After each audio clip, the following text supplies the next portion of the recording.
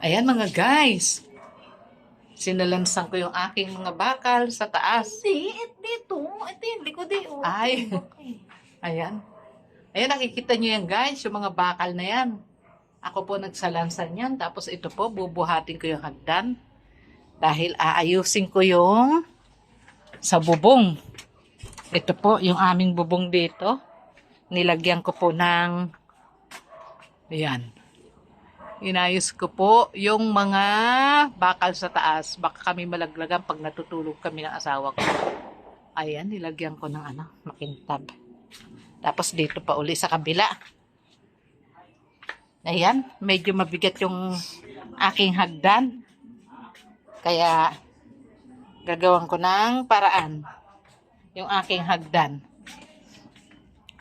Ayan, pasok muna kami dito sa bahay ni Arlene. Dahil aayusin ko yung bubong. Anong bubong mo? Ayun. Ayan. Ayun, yung lawit na yun. Paano ba yun? Ganun oh. Ayan, yung lawit na yan. Aayusin ko yan mga guys. Patayin mo na.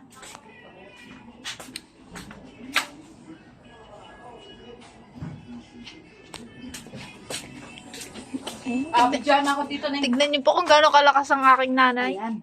Buhat-buhat ko po yung hagdan. Super mom. Aray, aray, aray. It's a prank. Tutulungan po natin siya gamit ng isang kamay. Ayan, ayan, baba, baba. Balik, balik. Ayoko, ipapost to ma. Bakit? Ang pay mukha ko eh. Ay, ano naman? Kaya mo ba mag-isa? Ay, saan ba si Tuto? Ipaharap mo sa akin. Titimpla ng gin.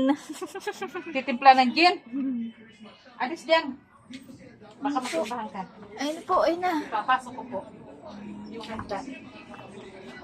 Pagkakalakas. Kaya Ano mo ba? to? Ako kaya ko. Diba?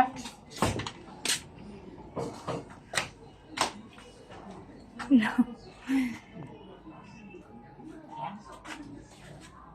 Lalakit natin dito. Ang dami kasing sabit-sabit dito sa loob ng bahay eh. Kaya gusto ko matanggal.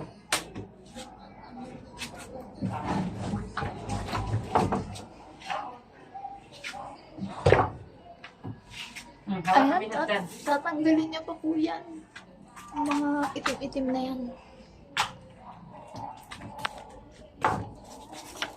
Yeah.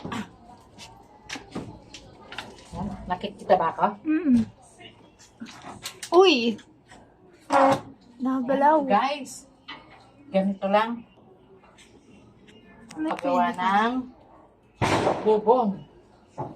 Hindi bubong yung itong makintab, gusto ko i-flat ng ganyan. Saan mo itatali? Ay, wala pala pong tatalian.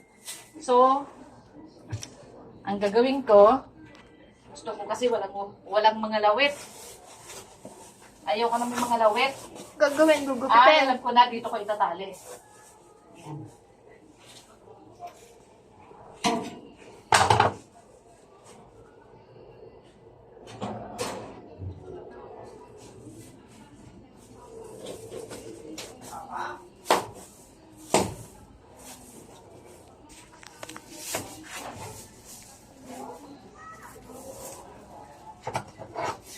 Ayoko nang may nakalawit. So, ayan. Tatalian ko siya.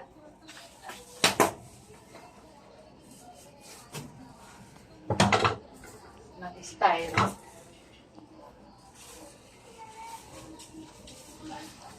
Ang alay na ako, patayin ko muna.